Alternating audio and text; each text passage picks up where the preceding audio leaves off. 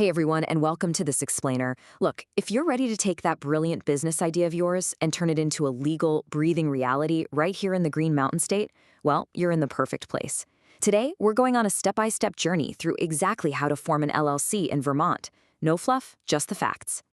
So, are you ready to finally draw a hard line between your personal savings and your new business venture? Because honestly, a Vermont LLC is basically a superpower for giving yourself that ultimate peace of mind. Okay, let's dive right into this. Here is our roadmap for today. We're going to cover why a Vermont LLC, naming your business, appointing a registered agent, filing your articles of organization, drafting that crucial operating agreement, and finally, keeping your LLC compliant. Sound good? Let's go. Section 1. Why a Vermont LLC?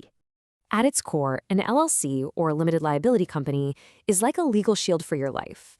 It completely separates your business from the people who own it, who we call members. Because of this literal wall between you and the business, if the company ever gets sued or racks up debt, creditors generally cannot touch your personal stuff. Your house, your car, your family savings, they all stay safely tucked away behind what's called the corporate veil. But aside from that awesome protection, Vermont brings some really sweet financial perks to the table. First up, no franchise tax for LLCs. None. It also uses pass-through taxation. That just means the business itself doesn't pay a corporate income tax. Instead, the profits just pass right through to your personal tax return. Easy, right?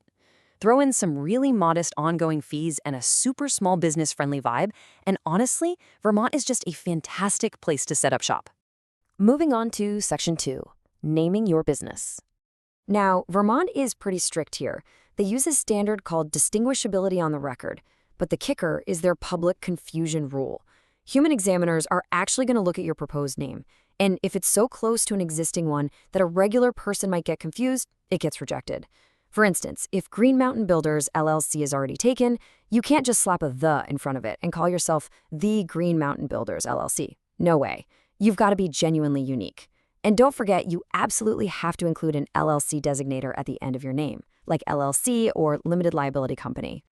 Which brings us to Section 3, appointing a registered agent.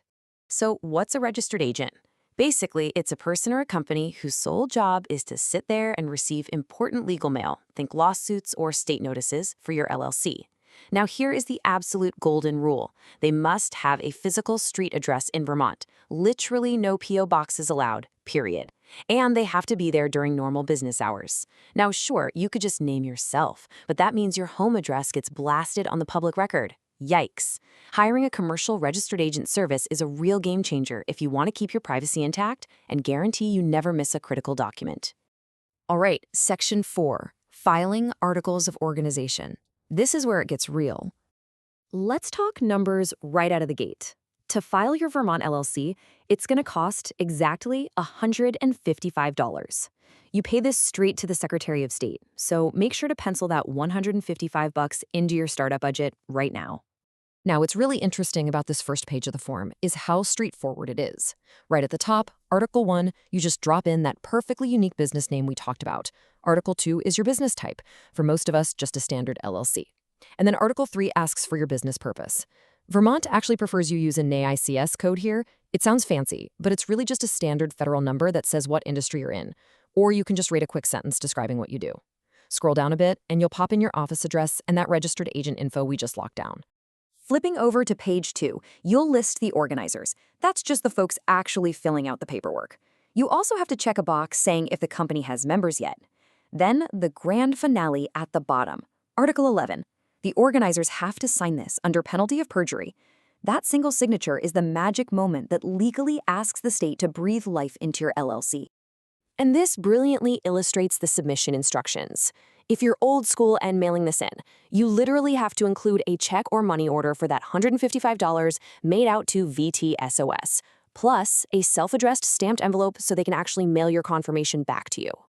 But guys, look at these processing times. If you mail it, you're waiting 7 to 10 business days, plus whatever time it takes the post office. But if you just hop online at bizfilings.vermont.gov, boom, 1 business day. Seriously, do yourself a favor and use the online portal. It's wildly faster and so much more secure. Okay, Section 5, drafting an operating agreement. Here is a massive pitfall you need to avoid. Vermont does not force you to file an operating agreement with the state, so a ton of beginners just skip it entirely. Please do not do that. This is your internal rulebook. It lays out exactly who owns what, how profits get split, and how decisions are made. If you don't write your own rules, Vermont's default state laws just take over. And guess what? Without an agreement, Vermont says profits are split based on how much money each person put in, not necessarily a flat, even split. Having this document on hand overrides those default rules and proves to everyone, especially banks and judges, that your LLC is the real deal.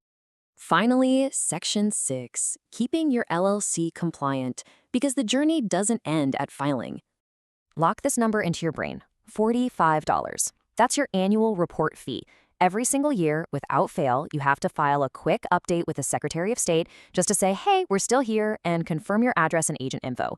It's due within 3 months after your fiscal year ends. Since most of us run on a standard calendar year, mark March 31st on your calendar right now. Let's put your ongoing costs side by side so there are zero surprises down the road. You've got that $45 annual report for the Secretary of State. Easy.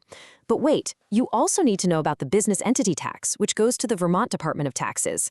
If your LLC is taxed as a partnership or an S-corp, you're looking at a minimum tax of $250 every year. Notice that these go to 2 completely different state agencies, so budget for both, and you'll keep your business humming along smoothly. Before we wrap up, I need to toss out a quick but important disclaimer. The information in this explainer is strictly for educational purposes. Every single business, tax setup, and ownership puzzle is totally unique. So please sit down with a qualified legal or financial pro to get advice tailored specifically to you before you make any major business moves. Look, starting a Vermont LLC is an incredibly empowering first step. It protects your personal life, it structures your dream, and it legitimately sets you up for massive growth. And now you have the exact evergreen roadmap to get it done. So I'll leave you with this provocative thought. With all these tools sitting right in front of you, what business are you going to build in Vermont? Thanks so much for hanging out with me on this explainer, and I wish you the absolute best of luck on your entrepreneurial journey.